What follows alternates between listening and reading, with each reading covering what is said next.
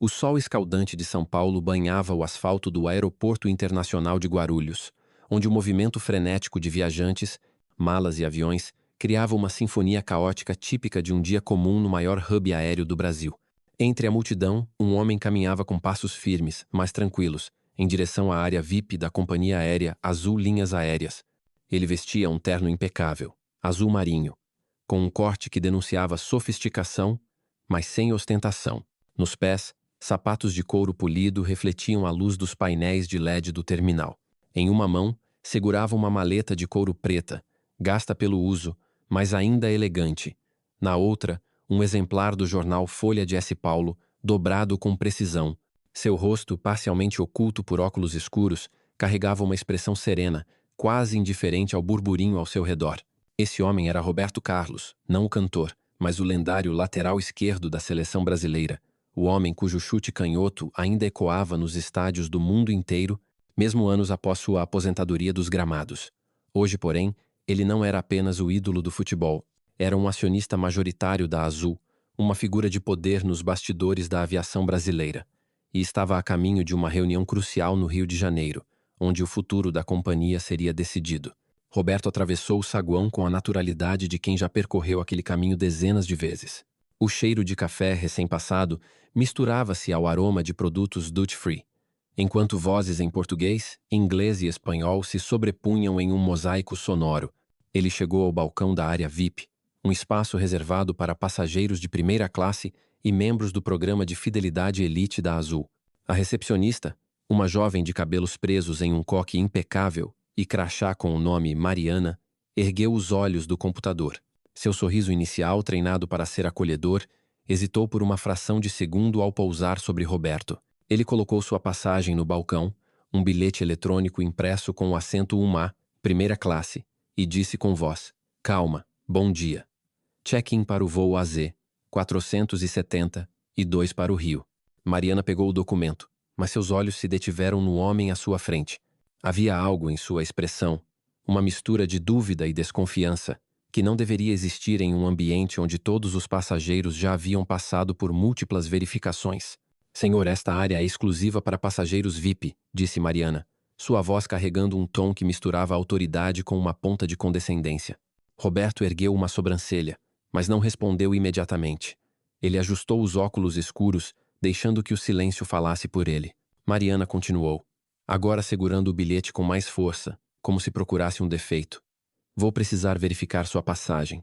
Pode esperar um momento?" O pedido soava menos como uma formalidade e mais como uma acusação velada. Roberto apenas assentiu, cruzando os braços e recostando-se ligeiramente no balcão. Ele abriu o jornal e começou a ler uma matéria sobre estratégias de investimento no setor aéreo, seus olhos percorrendo as linhas com a mesma precisão que outrora encontrava o ângulo perfeito para um chute de longa distância. Os minutos se arrastaram, e o que deveria ser uma verificação rotineira transformou-se em um espetáculo. Mariana chamou um colega, um homem de meia idade chamado Lucas, cujo crachá indicava que era supervisor de embarque. Lucas se aproximou, lançando um olhar rápido para Roberto antes de se debruçar sobre o bilhete. "Qual é o problema?" perguntou ele, em um tom que sugeria que já esperava encontrar algo errado. Mariana respondeu em voz baixa, mas alta o suficiente para que os passageiros próximos ouvissem. "Este bilhete parece estranho. Não sei se ele deveria estar aqui." A palavra lhe carregava um peso que não passou despercebido. Um murmúrio começou a se espalhar entre os outros viajantes na área VIP. Alguns pegaram seus celulares apontando as câmeras discretamente na direção do balcão. Uma mulher de meia idade, sentada em uma poltrona de couro a poucos metros, começou a gravar, seus dedos movendo-se rapidamente para iniciar uma transmissão ao vivo no Instagram. "Gente, vocês não vão acreditar no que está acontecendo aqui no aeroporto." Ela sussurrou para o celular, sua voz tremendo de indignação.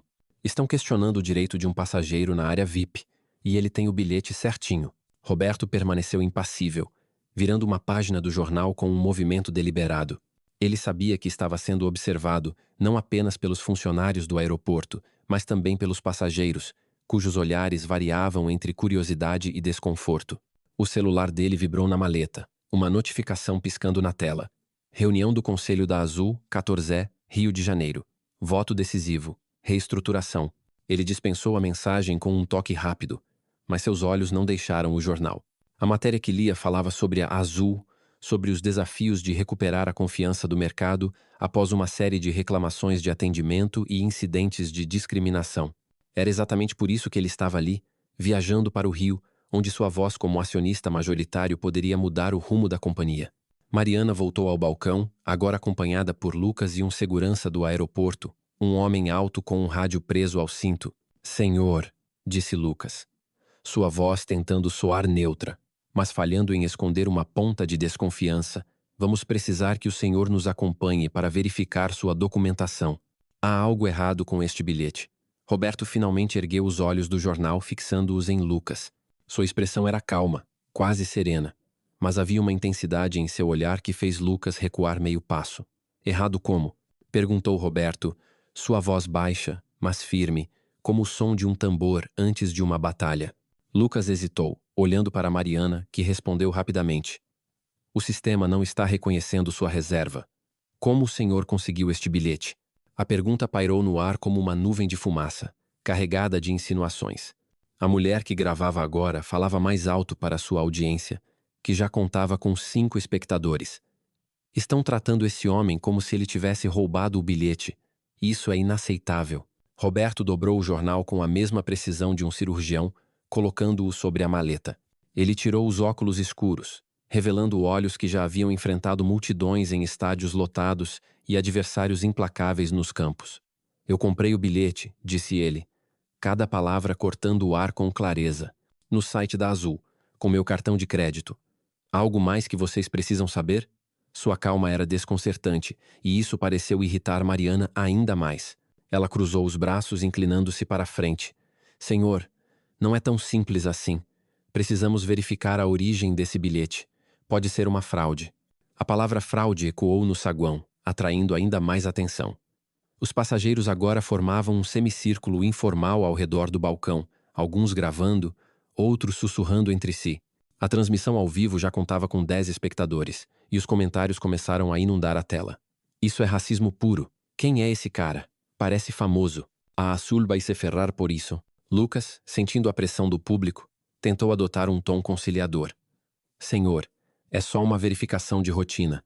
Se puder abrir sua maleta para uma inspeção de segurança, podemos resolver isso rapidamente." Roberto inclinou a cabeça, um leve sorriso surgindo em seus lábios, mas sem qualquer traço de humor. "Inspeção de segurança? Baseada em quê?" A pergunta era simples, mas cortante, e Lucas não tinha uma resposta pronta. Ele olhou para Mariana, que parecia cada vez mais nervosa. "É protocolo", ela disse. Mas sua voz tremia ligeiramente. "Protocolo para quem?" retrucou Roberto, agora com um tom que misturava curiosidade e desafio. O segurança, que até então permanecera em silêncio, deu um passo à frente. "Senhor, por favor, coopere. Não queremos problemas." Roberto olhou para o segurança, depois para Lucas, depois para Mariana. Ele pegou a maleta, colocou-a sobre o balcão, mas não a abriu. "Vocês estão me pedindo para provar que eu pertenço a este lugar. Eu quero saber por quê." O silêncio que se seguiu foi pesado, interrompido apenas pelo som distante de um anúncio de embarque ecoando pelos alto-falantes. A mulher que gravava, cujo nome era Clara, segundo a legenda de sua transmissão, agora contava com 20 espectadores. Ela sussurrou para o celular. "Ele está calmo, mas firme. Não está cedendo. Isso é um absurdo. Alguém precisa fazer alguma coisa." Os comentários na transmissão explodiam. "Isso é Brasil, minha gente. Ainda temos que lidar com isso. Chama a imprensa. Azul, explica isso." O hashtag VIPSambay começou a trending no Twitter, com milhares de pessoas compartilhando capturas de tela e trechos do vídeo. No saguão, a tensão era palpável. Alguns passageiros começaram a se aproximar, murmurando apoio a Roberto. Um homem de terno, segurando um café, disse em voz alta: "Deixem o cara em paz. Ele tem o bilhete. Qual é o problema?" Outro passageiro, uma mulher mais jovem, acrescentou: "Isso é discriminação. Vocês não têm vergonha?" Mariana, agora visivelmente desconfortável, tentou mudar de tática. "Senhor, não é pessoal. É só que recebemos um alerta sobre possíveis fraudes no sistema. Estamos só seguindo ordens." Roberto inclinou-se ligeiramente para a frente, seus olhos fixos nos dela. "Ordens de quem? E por que eu especificamente estou sendo alvo desse alerta?" A pergunta era uma armadilha, e Mariana caiu nela. Ela abriu a boca para responder, mas nenhum som saiu. Lucas interveio tentando salvar a situação. É uma verificação aleatória, senhor. Não tem nada a ver com o senhor em particular. Roberto sorriu, mas era um sorriso frio. Aleatória. Entendi. Então por que vocês não estão verificando os outros passageiros aqui? Por que só eu? A pergunta pairou no ar, e ninguém tinha uma resposta. O segurança, cujo crachá indicava o nome Felipe, falou pelo rádio, sua voz baixa, mas audível. Controle. Aqui é o portão 23. Precisamos de um supervisor no saguão VIP. Situação com um passageiro. A palavra situação fez clara. A mulher que gravava ajustar o ângulo do celular. Sua transmissão agora tinha 50, 0 espectadores, e o número subia a cada segundo. Gente, eles estão chamando reforço por causa de um bilhete que está certinho. Isso é surreal, ela disse, sua voz misturando indignação e incredulidade. Os comentários na transmissão agora incluíam hashtags como Justiça no aeroporto e Azul vergonha. No saguão, a multidão crescia, e o murmúrio se transformava em um coro de desaprovação. Um jovem com uma mochila nas costas gritou: "Deixem o homem embarcar. Isso é racismo." A palavra racismo ecoou como um trovão, e Mariana recuou, seu rosto pálido. Roberto, enquanto isso, permanecia uma ilha de calma em meio à tempestade. Ele pegou o celular, verificou outra notificação da Azul, um e-mail confirmando sua participação na reunião do conselho, e guardou o aparelho de volta na maleta. Ele olhou para o relógio, um Rolex discreto, mas que denunciava seu status. Faltavam 35 minutos para o embarque. Ele sabia que tinha tempo, mas também sabia que a situação estava prestes a escalar ainda mais. Lucas, tentando recuperar o controle, disse: "Senhor, se o senhor não cooperar, teremos que chamar a Polícia Federal." Roberto ergueu uma sobrancelha. "Polícia Federal? Para um bilhete de primeira classe? Vocês têm certeza de que querem ir por esse caminho?" Sua voz era calma, mas carregava um peso que fez Lucas hesitar. Nesse momento, uma nova figura entrou em cena. Carla, a supervisora de operações do terminal, uma mulher de meia idade com um uniforme impecável e uma expressão de quem já lidava com crises diariamente. Ela se aproximou do balcão, pegou o bilhete de Roberto e examinou-o com atenção. "Qual é o problema aqui?" perguntou ela. Sua voz firme, mas sem a hostilidade de Mariana. Lucas explicou rapidamente, repetindo a história do bilhete suspeito. Carla olhou para Roberto, depois para o bilhete, depois para Roberto novamente. "Senhor, posso ver sua identificação, por favor?" Roberto entregou seu passaporte sem hesitar. O documento brasileiro com seu nome completo. Roberto Carlos da Silva Rocha. Carla folheou o passaporte, verificou o bilhete e franziu a testa. "Tudo parece em ordem", disse ela, mas Mariana interrompeu. "Mas o sistema está mostrando um erro. Ele não deveria estar aqui." Carla lançou um olhar cortante para Mariana. "Que erro? Mostre-me." Enquanto Mariana mexia no computador, tentando encontrar o suposto erro, Roberto voltou a abrir o jornal. Ele lia agora uma matéria sobre a crise de reputação das companhias aéreas brasileiras, um tema que o incomodava profundamente como acionista. A Azul, apesar de ser uma das maiores do país, enfrentava críticas por atendimento deficiente e incidentes de discriminação. Ele sabia que a reunião no Rio seria um divisor de águas, não apenas para a companhia, mas para toda a indústria. Sua maleta, repousada ao lado, tinha um detalhe que ninguém notara. Um pequeno logotipo da Azul, gravado discretamente no couro. Era o mesmo logotipo que aparecia nos uniformes dos funcionários, nos aviões, nos painéis do saguão. Um símbolo de poder que Mariana, Lucas e Felipe não tinham ideia de que estavam desafiando. Clara, a passageira que gravava, agora tinha 0 espectadores em sua transmissão. Ela narrava cada detalhe, sua voz carregada de emoção. "Eles estão tratando esse homem como criminoso, mas ele está calmo, como se soubesse que vai virar o jogo. Isso é Brasil, minha gente. Ainda temos que lutar contra isso todos os dias." Os comentários na transmissão agora incluíam mensagens de apoio de todo o país, com pessoas reconhecendo Roberto. "É o Roberto Carlos do futebol", escreveu um usuário. "Como eles não sabem quem ele é?" Outro comentou: "Isso não é sobre o bilhete, é sobre quem ele é." O hashtag Justiça para Roberto começou a ganhar força, com capturas de tela sendo compartilhadas no WhatsApp, Twitter e TikTok. Carla, após verificar o sistema, voltou ao balcão.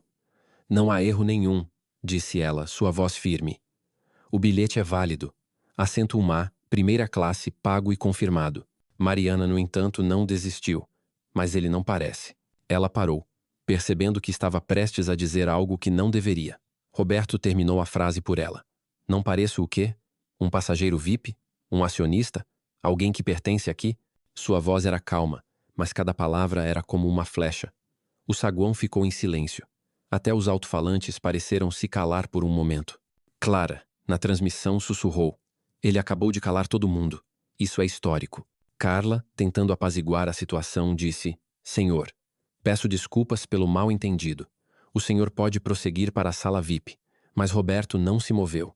Ele pegou a maleta, colocou-a de volta no chão e cruzou os braços. Não é um mal-entendido, disse ele.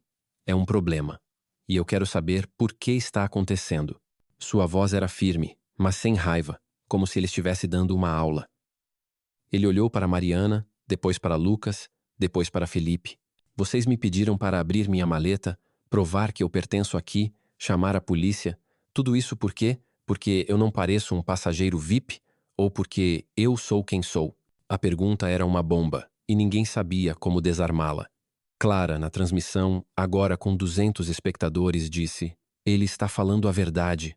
Isso é sobre racismo, sobre preconceito, sobre tudo que ainda enfrentamos no Brasil. Os comentários explodiam. Força, Roberto. Azul, isso é uma vergonha. Chama o Procon. No saguão, os passageiros começaram a se manifestar abertamente. Um homem gritou: Deixem ele embarcar. Uma mulher acrescentou: Isso é discriminação descarada. O segurança, Felipe, parecia desconfortável, olhando para o chão, enquanto Lucas tentava falar com Carla em voz baixa.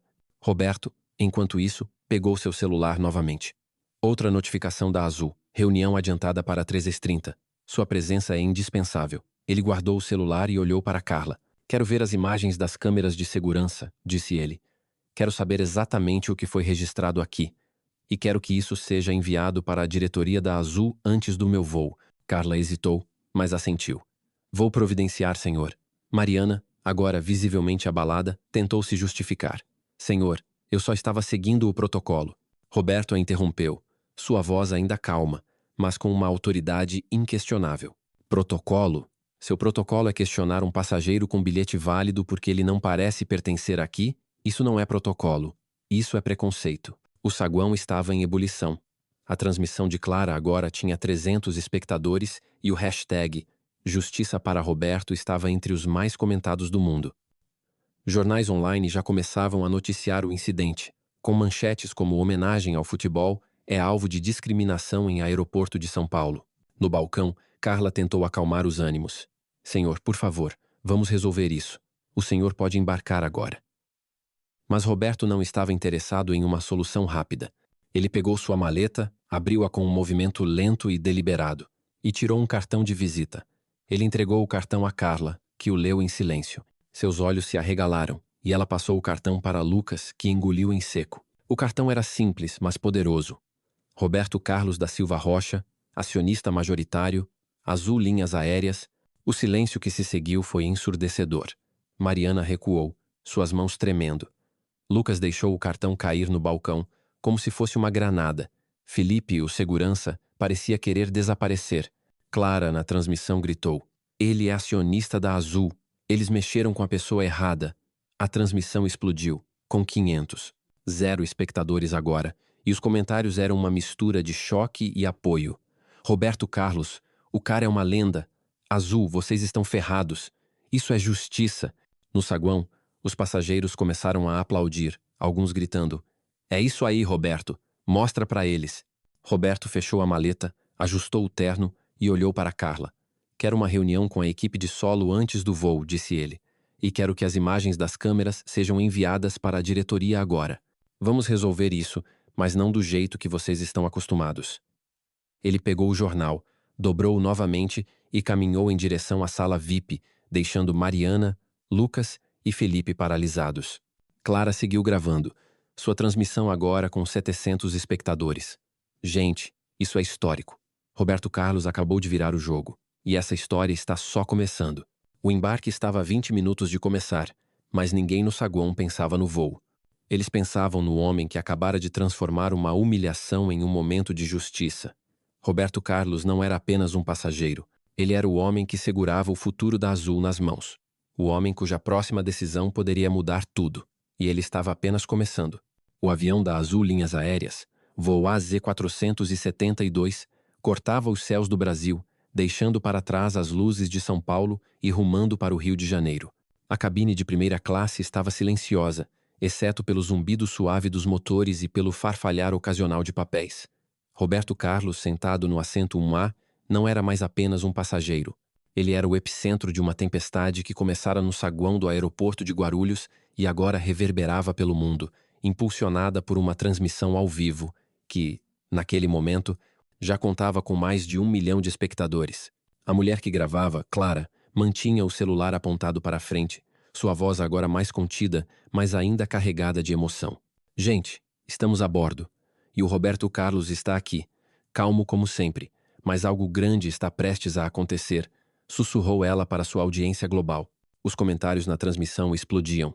Mostra ele. O que vai acontecer agora? Azul, vocês estão ferrados. O hashtag Justiça para Roberto dominava as redes sociais, com capturas de tela do incidente no saguão sendo compartilhadas em grupos de WhatsApp, postagens no Twitter e vídeos no TikTok, mas dentro do avião, Roberto parecia alheio ao furor digital. Ele abriu sua maleta, tirou um tablet e começou a revisar documentos, seus olhos percorrendo linhas de dados financeiros e relatórios de desempenho da Azul, com a mesma precisão que outrora encontrava a linha de fundo em um campo de futebol. A tripulação, por outro lado, estava visivelmente tensa. Mariana, a funcionária que desencadeara o incidente, não estava mais a bordo.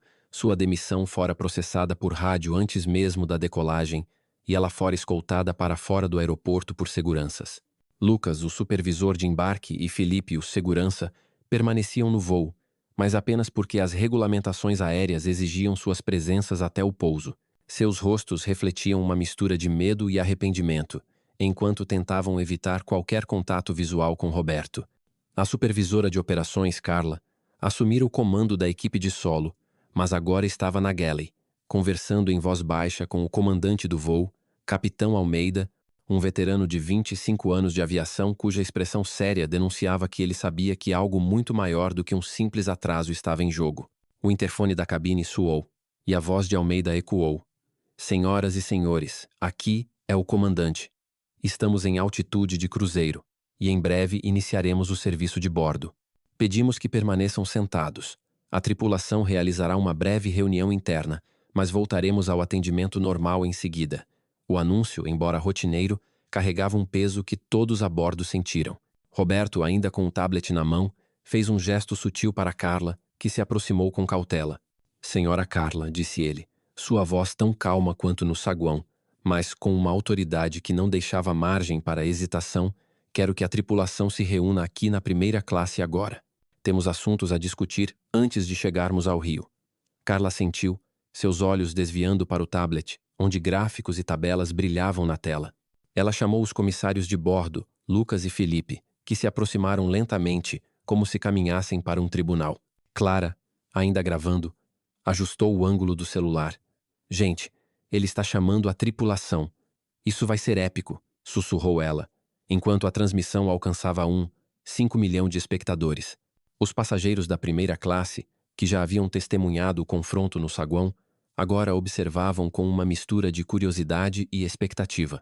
Um homem de terno, sentado no assento 2B, parou de digitar em seu laptop. Uma mulher mais jovem, com fones de ouvido, tirou um dos lados para ouvir melhor. O palco estava montado, e Roberto era o maestro. Ele se levantou, segurando o tablet como se fosse uma arma carregada de fatos. Senhoras e senhores da tripulação, começou, sua voz clara e firme, ecoando na cabine como se ele estivesse comandando um vestiário antes de uma final de Copa do Mundo. O que aconteceu no saguão não foi um incidente isolado. Foi um reflexo de algo muito maior, algo que está errado na Azul e na forma como tratamos nossos clientes. Ele tocou a tela do tablet e um gráfico apareceu, mostrando uma linha descendente de satisfação do cliente. Esta é a pontuação de satisfação da Azul, 2, 1 de 5 estrelas. A média da indústria é 3. 8. Vocês sabem o que isso significa? Significa que nossos passageiros não confiam em nós. E hoje, no saguão, eu vi exatamente por quê. Ele pausou. deixando as palavras pairarem no ar. Lucas baixou a cabeça, enquanto Felipe mexia nervosamente no rádio preso ao cinto. Carla, ao lado, anotava algo em um caderno, sua mão tremendo ligeiramente. Roberto tocou o tablet novamente e agora a tela mostrava uma lista de reclamações. Nos últimos 3 meses, a Azul recebeu 23 reclamações formais de discriminação. 23. A média da indústria é 4. E sabem quantas dessas reclamações foram investigadas? 0. Ele olhou para cada membro da tripulação, seus olhos firmes, mas sem raiva. Vocês têm um problema sistêmico. E eu, como acionista majoritário, estou aqui para decidir se esse problema pode ser consertado ou se é hora de abandonar o navio. A palavra abandonar fez Carla erguer os olhos, alarmada. Clara, na transmissão, sussurrou. Ele está falando de fechar a companhia. Isso é sério, gente. A transmissão agora tinha 2 milhões de espectadores e o hashtag Azul Vergonha começava a competir com Justiça para Roberto. Ele continuou, agora mostrando um documento oficial, com o logotipo da Azul e assinaturas em tinta azul. Este é o acordo de reestruturação da Azul, assinado há 2 meses. Ele me dá o voto decisivo na reunião do conselho que acontece em 2 horas no Rio. E aqui estão as opções. Ele tocou a tela e 2 colunas apareceram. Opção 1. Eu recomendo a continuidade do investimento. A Azul recebe uma injeção de 3 bilhões de reais. Mantém suas rotas. Preserva 15. 0 empregos e implementa reformas obrigatórias contra a discriminação. Treinamento de sensibilidade para todos os funcionários. Monitoramento em tempo real de interações com clientes. E um sistema de feedback anônimo que vai direto para a diretoria. Ele pausou, deixando a ideia afundar. Opção 2. Eu recomendo a retirada do investimento. A Azul entra em falência em 90 dias. Todas as rotas são canceladas. Todos os 15 funcionários perdem seus empregos. Os aviões são vendidos para pagar credores. E a companhia deixa de existir. O silêncio na cabine era absoluto. Até o zumbido dos motores parecia abafado. Lucas engoliu em seco, seu rosto pálido.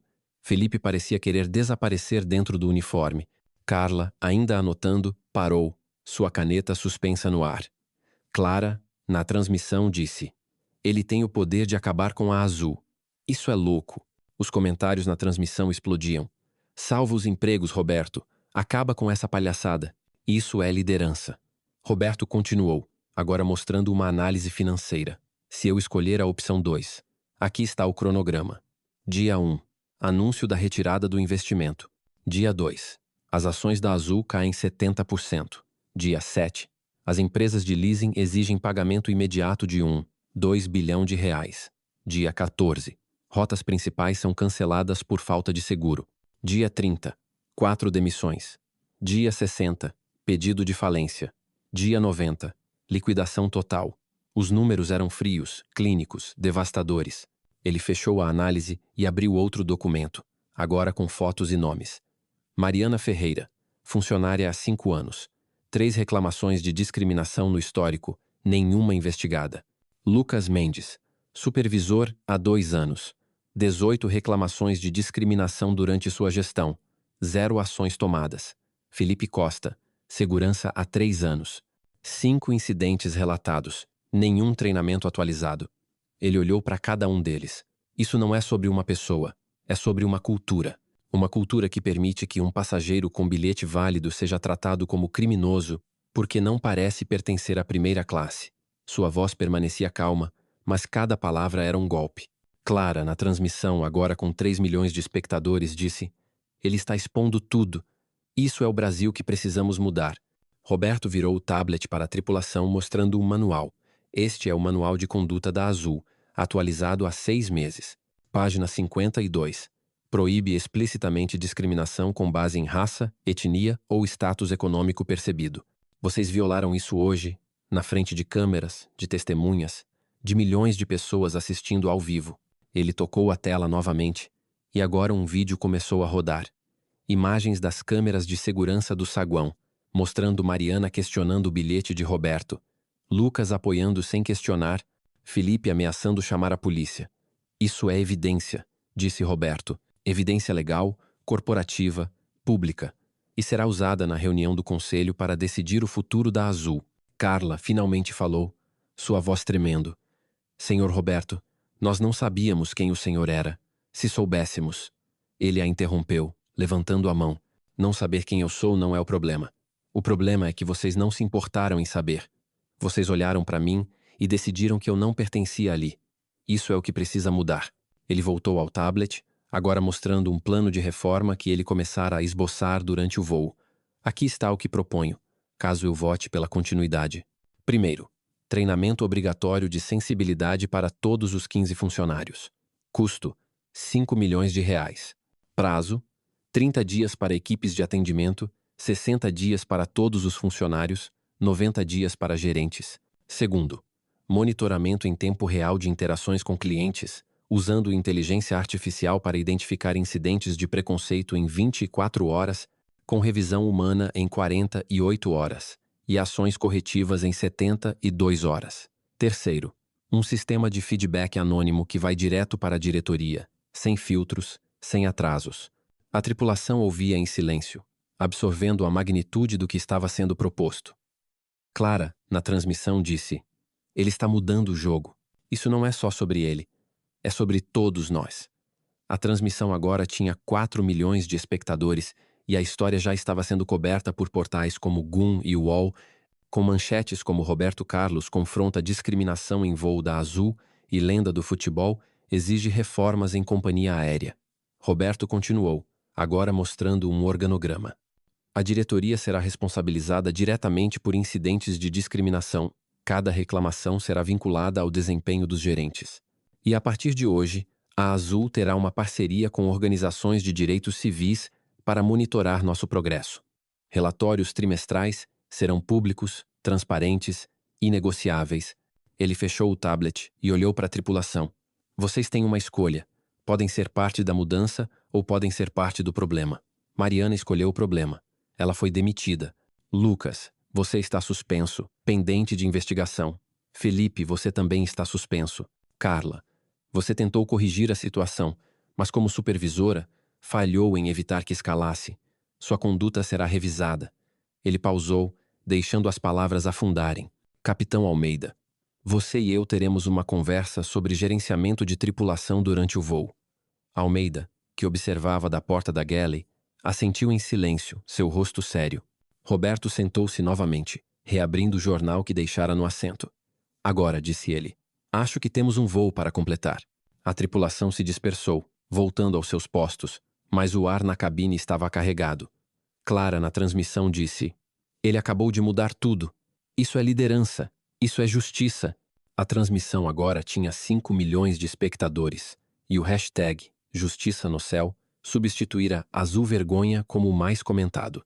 No Rio, a notícia já chegava à sede da Azul, onde executivos se preparavam para a reunião do conselho, agora adiantada para as 13h30, com Roberto como a figura central. O voo pousou no aeroporto Santos Dumont às 12h45, sob um céu azul que contrastava com a tempestade que Roberto desencadeara.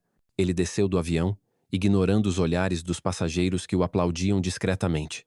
Clara encerrou sua transmissão, que alcançara 6 milhões de espectadores em 4 horas. "Isso foi mais do que um voo", disse ela, sua voz embargada. "Isso foi uma lição para o Brasil." No saguão, jornalistas já aguardavam, mas Roberto passou por eles sem parar, sua maleta na mão, o jornal dobrado sob o braço. Ele entrou em um carro da Azul que o esperava e seguiu direto para a sede da companhia, onde a sala de conferências do conselho já estava preparada. Às 13h28, Roberto entrou na sala, onde 7 outros membros do conselho o aguardavam. A mesa de mogno brilhava sob a luz do sol que entrava pelas janelas, e o silêncio era quase opressivo. O presidente do conselho, Eduardo Santos, começou: "Roberto, todos vimos as imagens. Revisamos os relatórios do incidente. Qual é sua recomendação?" Roberto abriu seu tablet, o mesmo que usara para expor a verdade a 30 pés de altitude. "Recomendo que continuemos o investimento", disse ele, sua voz firme, mas com condições. Ele apresentou o plano de reforma que esboçara no voo, agora refinado e detalhado. Treinamento obrigatório para todos os funcionários. Monitoramento em tempo real de interações. Feedback anônimo direto para a diretoria. Parcerias com organizações de direitos civis. Relatórios públicos trimestrais. Custo total: R$ 7 milhões no primeiro ano. Resultado: uma Azul que respeita seus clientes, que lidera a indústria, que prova que o Brasil pode ser melhor. Os membros do conselho anotavam furiosamente, alguns trocando olhares de surpresa, outros de aprovação. Eduardo perguntou: "E quanto ao incidente de hoje? Como lidamos com isso?" Roberto respondeu sem hesitar: "Mariana está demitida. Sua conduta será usada como estudo de caso em todos os treinamentos. Lucas e Felipe estão suspensos, e suas ações serão investigadas. Carla será reavaliada, e o incidente será o ponto de partida para nossas reformas.